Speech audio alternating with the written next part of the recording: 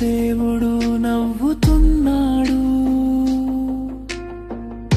మాటలు లేని ప్రేమ వెలుగుతుంది. ఆ గుడారంలో ఒక మహిమ ఉంది. పిల్లవాడి నవ్వులో సూర్యోదయం, ప్రేమతో నిండిన ప్రతి హృదయం.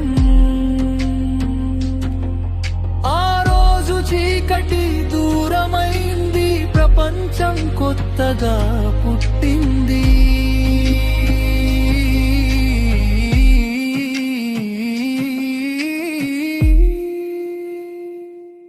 యేసు పుట్టిన రోజు ఇది, పవిత్రమైన వెలుగు అది.